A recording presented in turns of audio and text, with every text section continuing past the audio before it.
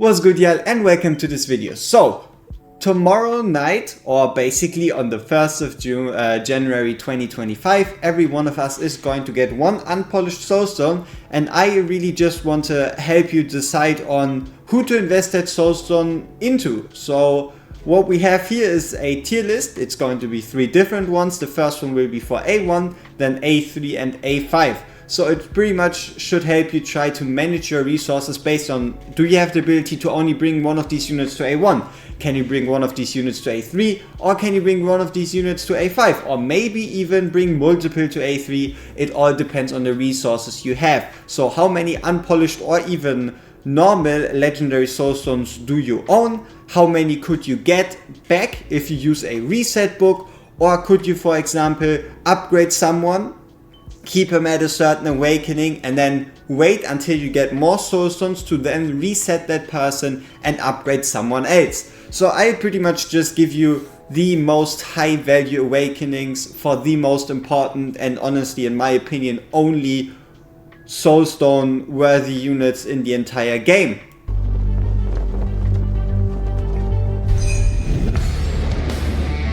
Our research begins. And those are these ones right here. We have Arrogance, Kigiri, Wukong, Silas with a bond skill, Lucius, Hex, Lust, and Twyla.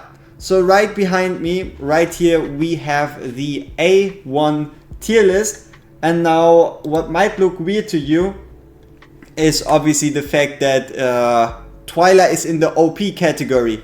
Why would Twyla be in the OP category? And why the hell would Arrogance, Kigiri, and Wukong be all the way down in B tier? So, let's get to the reasoning real quick. Right here we have Twyla's A1.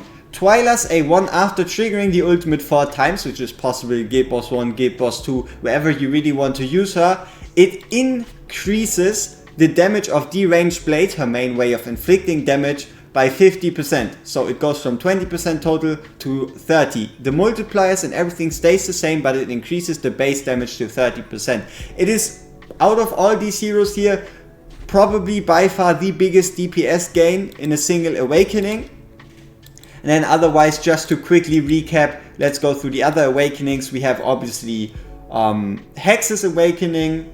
So I guess, let me move myself over here and put the tier list down here. I guess that should look a bit better. So yeah, during the effect of Mad Truth, so during the ultimate, you have the ability to draw the Fool, which is pretty much a card that combines all the other values. Also incredibly powerful. Same pretty much goes for Lust's A1. Lust's A1 also very, very nice and very, very effective if you neither run Toreador or Ares. Obviously, if you run a Toreador or Ares, this becomes way less effective, but if you don't, for an A1, it is very, very nice. Otherwise, let's just run the others quick through, and that is Lucius. So Lucius pretty much just increases his Pursuit's damage. If you're wondering again what Pursuit is the thing he has a basic chance of launching with his kit. And also, when he enters into Demon Stance, it is pretty much what he uses to do a whole bunch of damage. So yeah, that's kind of where it comes from. So it pretty much increases his main source of damage, which explains it pretty well. And besides that, then lastly, from the higher categories, we have Silas. It's nothing too crazy, but it does give him a 100 attack speed when Shadow Cloak is in effect. It could be better. Maybe we could technically actually move it down to B tier, but it is good enough. Now, the reason why all of these are down at the bottom there is pretty much because if you only have one soulstone, getting one of these quality of life awakenings really isn't worth it. The only reason you should be getting these A1s is if you plan to upgrade him to A3 at some point in the future. So when in Berserker stance, each basic attack launched restores 5% HP. The healing isn't strong enough for you to use it to solo survive, and that's pretty much it, right? Either you have him with this or you have him without. If he gets hit hard enough, he's going to die regardless with or without this. Then we have Kigiri. Kigiri's A1. When launching a basic attack, additionally restores 3 rage and 3% HP. The 3 rage and 3% HP kind of has the same flavor and Arrogance has, but overall, if you take a look, what is 3% of 600? That is pretty much nothing. You're barely restoring any rage, and it doesn't really come that close to anything important. So yeah, Kigiri the difference between a Kigiri at A0, Kigiri at A1 is basically non-existent, and the same kind of goes for Monkey Business. So Monkey Business, the way Monkey Business works is basically if you first time ult, you have a Dolores range. So the same way a Dolores range works, just so we all have it in mind again. Dolores range, so pretty much this range, right? You have the 2 to the side, 2 every corner, and then the 8 around. That's the way Wukong's range works. And in that range, everybody will be able to survive death once. Now, the issue with that thing is you don't even really want to get in a situation where every one of your units dies. It is not that useful, and if you play around it, it is again at the end of the day not a DPS enhancing passive, and that is what you should really be looking for with all these unpolished soulstones, trying to take your damage to the next level. So this concludes all the A1s, and this is kind of the ranking. And once again, if you only have a single soulstone, pick according to this. And then lastly, obviously, pick more favorably towards the 3 limited heroes, Kigiri, Wukong, Lust, because you won't be able to get them as easily as for example a random lucky pull of a Twyla, Hex, Lucius, or even Silas. So here we are now in A3 territory. This is the way the list kind of changed. You can see we now have 2 contenders in the OP category, and I think we should already get straight into it. So we once more are all on the same page. So let's move it a bit that we can deal with it. I think we can even go like this so we don't cover as much of the screen. So let's just start from the bottom. Let's start with someone nice, and that is Silas. Silas is pretty straightforward. If you get his A3, if there are more than 2 marksmen on the field, so obviously 3 more than 2, he increases the damage of himself and another random allied marksman by 15%. It is overall a 30% damage increase, and actually pretty nice.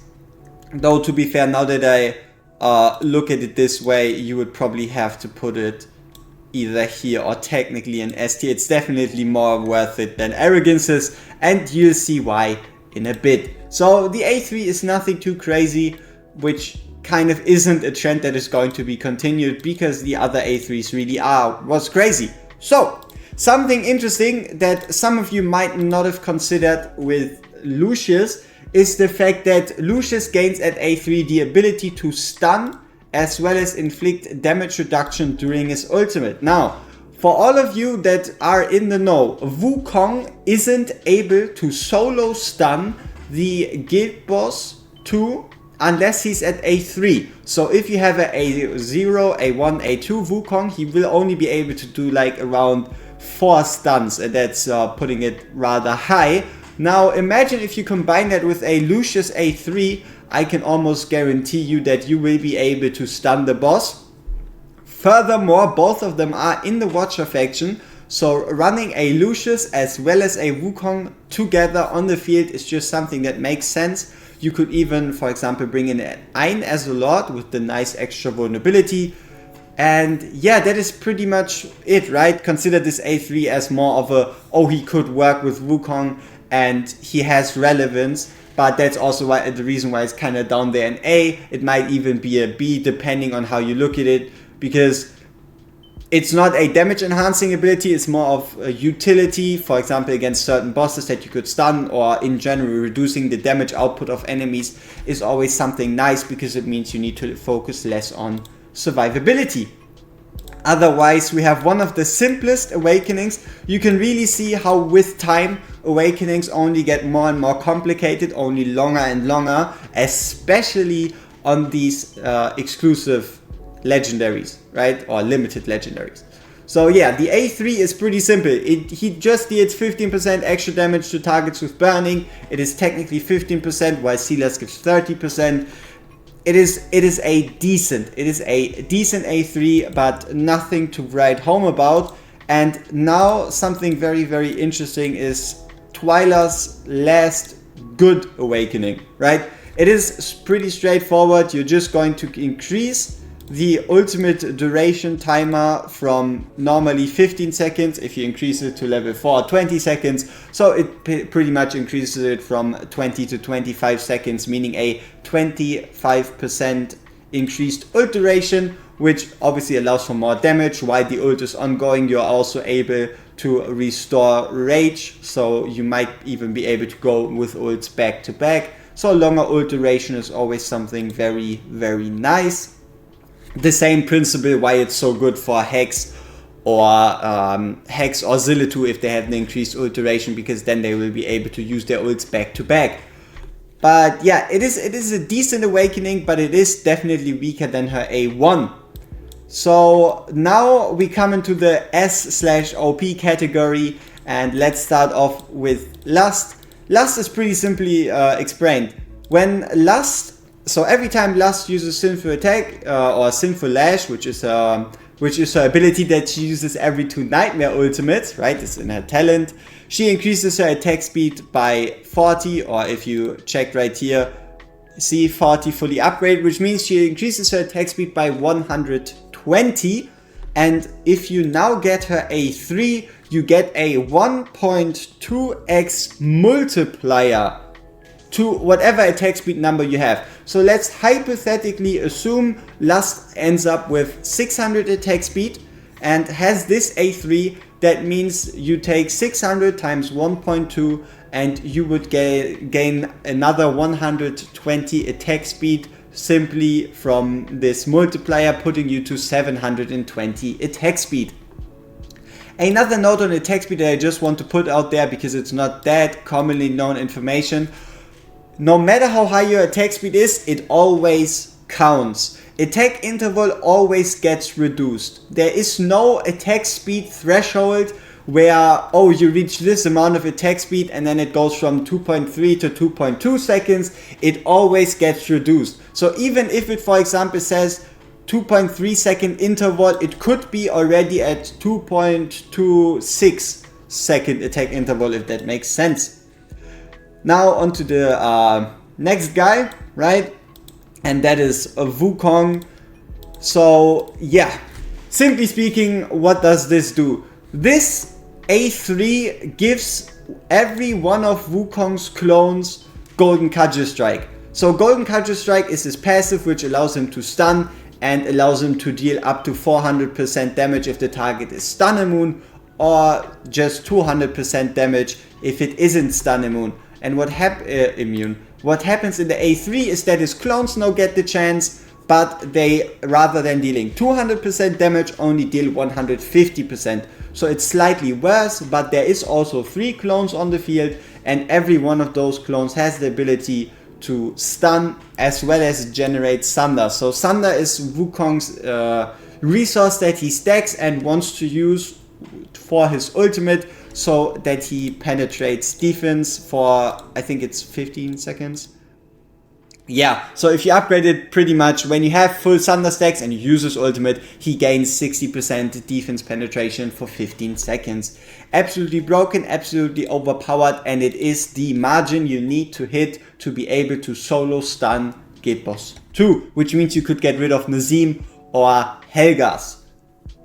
And also keep in mind, with the Christmas event and the New Year's event, we've been able to get 2 unpolished Soulstones completely for free, which means you would technically only need 2 copies or another Soulstone, be it a normal or unpolished one. Now into the OP category and into probably the longest text you'll ever find on a single ultimate or on a single awakening, and that is Kigiri's. So within 10 seconds after Sweeping Strike is activated, so Sweeping Strike is the thing that happens either when Kigiri uses his ultimate and it runs out and he doesn't counter anybody, or in his talent, every 40 seconds he just sweeping strikes. Whenever that happens, each direct damage state inflict, so let's say he attacks the boss for 120% damage, he also deals an additional 35% on top. Now, within 10 seconds after Ember Strike is activated, which is the ability that he gains, that if you ult and he gets attacked, he'll parry. And if he parries, he'll use Ember Strike. Now, if he uses Ember Strike, each direct damage inflicted, be it through a basic attack, be it through a Ember Strike, deals 2 times 25% more damage. So pretty much he then now gains 50% more direct damage. And look at this important part right here. When either of these strikes trigger swallow counter, the effect of this strike becomes permanent. So swallow counter is a 25% chance for either a sweeping strike or an ember strike to be used twice. So you dash in and then you dash out. When that happens, that let's make it a hypothetical. You activate your ultimate, Kigiri holds his sword, an attack comes in and he parries it. He slashes out with Ember Strike and dashes back with Ember Strike. Now for the whole duration of the fight, every single one of Kigiri's damage instances is going to do 50% more. And every time that happens, it is going to stack, be it 35 from sweeping or 2 times 25 from Ember Strike. This is what makes Kigiri's A3 so strong, and also arguably stronger than Wukong's A3, just from a potential value. Now the real question is, oh wow, how could you rank any ultimate above that, right? How could you rank any ultimate above that, especially one that text is so tiny, and that is Hex's A3. What Hex's A3 does, simply speaking, is during the effect of the ultimate, if he performs a basic attack against a target that is inflicted with burning, he extends the duration of his ultimate by 1 second up to 30 seconds. So what that allows Hex to do is take his ultimate from 35 seconds all the way to 65 seconds or 1 minute and 5 seconds, making it the longest ultimate in the entire game, and also the reason why you see Hex's ult back to back to back, because the ability to restore 100% of his rage within 65 seconds is very easy if you, for example, have a rage booster like Hollow and also swap in a Laurel and take her out to boost his rage by 50% already. So that is the reason why it is that overpowered, because it pretty much doubles the ult duration, which is at the end of the day Hex's most powerful state. So now that we have all the A3s and you kind of know the potentials of characters, let's have a look at the A5. And also you can pretty much see this tier list as, if I can only take someone to A3, who should I pick, right? So here we are at the, I can take a potential unit to A5, be it with reset books, future stones, stones that you've saved up. Who should you pick? So this is the A5 ranking, and yeah, A5s are pretty overpowered. That's kind of what you see from this one. But let's start with the bottom. You can see we have a contender in C tier, the very first C tier out of all the awakenings we had. Now you obviously want an explanation for that, so let me give you that explanation. Let's get back into the in-game. Here we go. So Twyla's A5, what does it do? Upon taking fatal damage for the first time, becomes immune to death for 6 seconds. So it is basically Valeria's passive, right? It is the passive of Valeria on a character, and now it increases the damage by 100%. Sounds amazing, sounds great. Okay, if you proceed to go into the boss fight and you kill off Twyla, she does twice as much damage, and that's where you're wrong. It is only a 100% damage boost for these 6 seconds where she is immune to death. Even if you heal her back up, the damage boost falls away, making it a pretty crappy and overall, how do you say it? It's like, it is an awakening that sounds better on paper than it actually turns out to be, right? It is something that kind of like disappoints your expectations for the awakening, but don't get me wrong, avoiding death is pretty strong. The only real issue is that Twyla once again is 1 tile range, meaning that you can't even really take advantage of it too much, and she is very vulnerable to dying if she gets hit in the first place anyway. So, next up we have Silas. So, Silas is a 5. The Mark of Eye curse will increase physical damage to the target by 15%. Basically how this works is after you attack the same target for 5 seconds, he inflicts the Eye of Curse for 12 seconds. So 12 second uptime, 5 second downtime, 12 second uptime, 5 second downtime, 12 second uptime is what you would think, but Eye of Curse will be triggered only once every 20 seconds. So pretty much what you're getting is 12 seconds of value, then 8 seconds of pause, and then again 12 seconds of value. And in that window you're getting a physical vulnerability debuff applied to the boss. The big issue here, it's not permanent. It's great, it's nice, especially if you don't need to bring anybody else to inflict it. He also, and that's pretty much it. It is pretty much rather weak for an A5, especially with the ones that are still on the horizon. So it is pretty much a 15% vulnerability that only happens every 20 seconds and only then for 12 seconds, which means it kind of chills in the A tier. You might even put it down to B tier. So now we get into the overpowered cycles and circuits, and that is starting with Lucius. So Lucius is a 5. During Demonic Embrace, a concept we haven't really touched on him yet, Demonic Embrace is pretty much his stance. So the way Lucius works is that he launches pursuits. And if he launches enough pursuits, because, okay, let's move this out of the way. There we go. So the way pursuit works is every 2 pursuits he shoots, which he shoots at a 25% chance, obviously increased with passives. Whenever he shoots one, he pretty much does more damage and he gains a stack of Damnation. Damnation, the intensity of Damnation received, the higher the stacks, the closer he is to Demonic Embrace. When he reaches 5 stacks, he enters Demonic Embrace and clears his rage, so you can't have his ultimate and Demonic Embrace active at the same time unless you cheese it. To be fair, I don't know if it's still possible for you to activate both. I know it was a thing, but I'm not sure if you're still able to do it. So overall, what does Demonic Embrace do? Demonic Embrace increases his damage by 200%, reduces his attack interval by 30%, so it cuts it away. Let's say he has 1 second attack interval, it would be cut down to 0.7.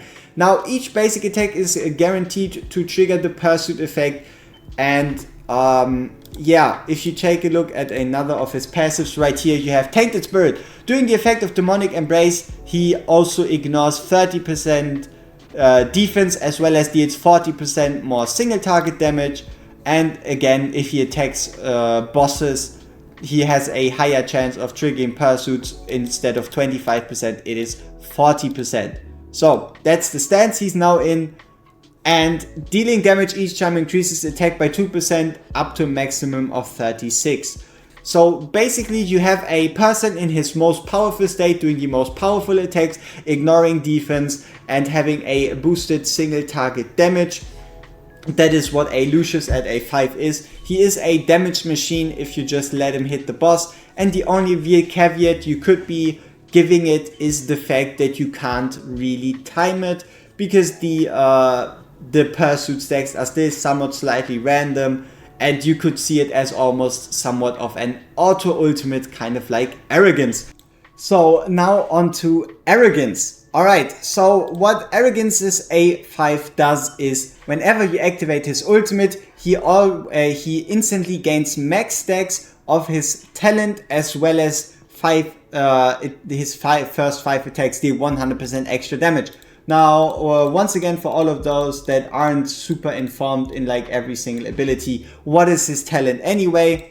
So his talent basically states that he normally inflicts burning when he's using Demon Bow, and when he's using Demon Blades, he has a 30% chance to increase his hero attack speed by 40, stacking up to 3 times. So as soon as you activate Hellfire and then enter the Berserker stance, you instantly get that attack speed boost, as well as then at the end of the attack speed boost, you also get the full stacks possible for this Infernal Feast right there.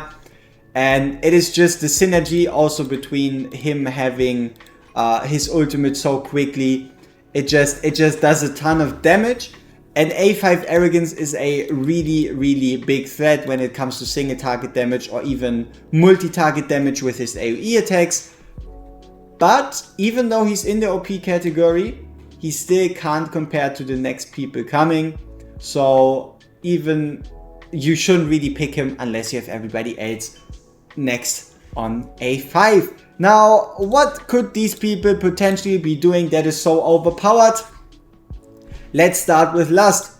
During her ultimate, the basic attack lands 6 lashes in a row instead, rather than 4. So, Lust during her ultimate deals 40% more damage, and each basic attack lands 4 lashes in a row, lasting for 20 seconds. Now it does 6. To understand how impactful, let me actually disable this really quickly.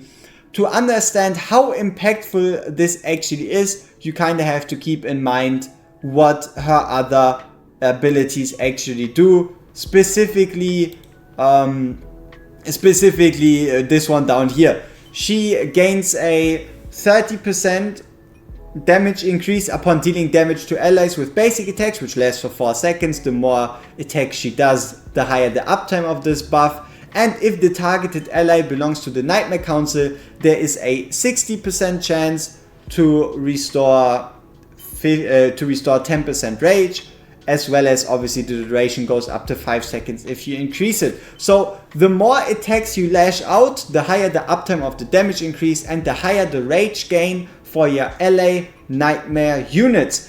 Now, furthermore, it all has to do with the talent. For every 2 ultimates activated by faction allies of the Nightmare Council, so like her, you increase the damage dealt by Sinful Lash.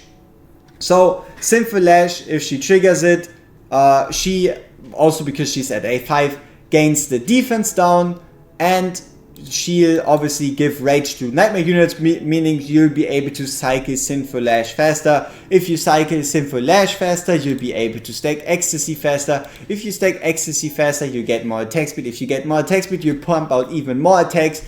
And 6 hits in a row is just absolutely monstrous. So yeah, furthermore, it has to do with her basic attack, which already attacks twice. And then last but not least, you also have an exclusive artifact on Lust. Let's see if we can find it real quick here. Exclusive artifact obviously increases the crit damage normally by 30%, goes up to 45%. And when triggering Sinful Lash, so her talent that triggers every time 2 Nightmare Council units are, Nightmare Council ultimates are used, it will be triggered twice. So rather than 300% damage, all of a sudden you're doing 600%. So it is pretty much an A5 that really brings the whole kit together. It brings together the effect, the defense reduction of the A1, the increased multiplier attack speed of the A3, and the increased hits from the A5 really tie together her kit, putting her in this absolutely disgusting state. And then also, if you have Arrogance, all of a sudden during the ultimate you deal 20% extra damage and also permanently inflict burns, because why would you not? That is really what makes this so overpowered, and it just works, right? It is a ton of attacks, a ton of rage, a ton of synergy, and it really puts everything back, or it just ties everything together. It is a really beautiful awakening. So next up on our list we have Hex. Hex's A5, let me give you a bit of a lore idea on what Hex's A5 actually was. Let's actually go to an hex that has A5. Why shouldn't we, huh?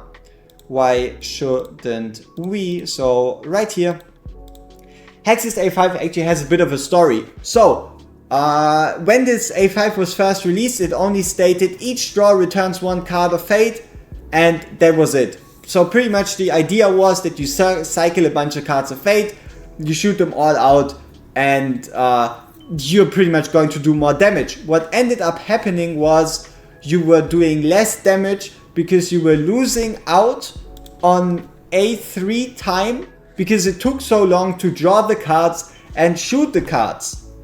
And then what the developers did is they added the effect that now the Joker and the Fool both deal 30% extra damage when you have the A5. And then the unspeakable happened, and that is right here.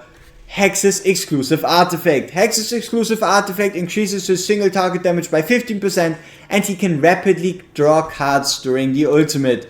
So rapidly draw cards is pretty much him just speeding up the card draw and card shoot animation, which means he can cycle quicker through cards.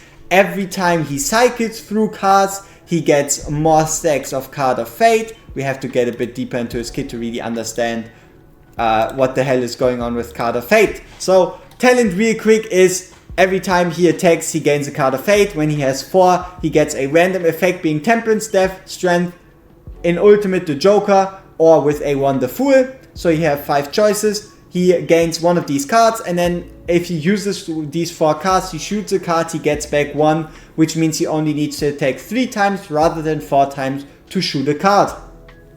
And what happens now is pretty much he shoots cards, gets back a card, shoots cards faster, gets back a card, shoots them faster, has a 30% damage buff.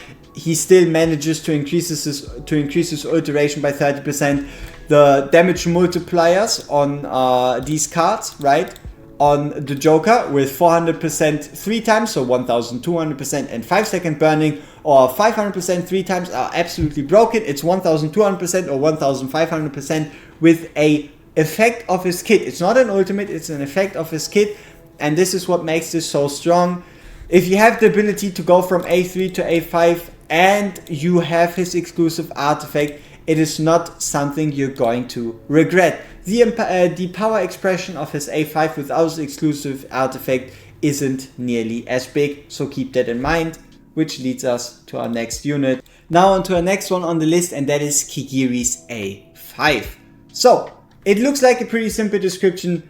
A5, whenever you launch a Sweeping Strike or Ember Strike doing Tranquil Reflection, so the ultimate, it is guaranteed to trigger a Swallow counter. Now the most obvious synergy is right here, because whenever a Swallow Strike is countered, these effects become permanent. So if you do it properly and if you ult properly, every single ultimate is going to give you a stacking 2 times 25% damage increase, or in general you could say, simplified, a 50% damage increase. So first ultimate, Ember Strike, 50% more damage on all hits. Second ultimate, Ember Strike, 100% more damage on all hits. Next ultimate, 150%, and so forth, so forth. So you can get up to like 450% extra damage on every single hit if you proper Ember Strike during every single ultimate, which means you need to time your ultimates in a way that you actually counter, which then launches Ember Strike.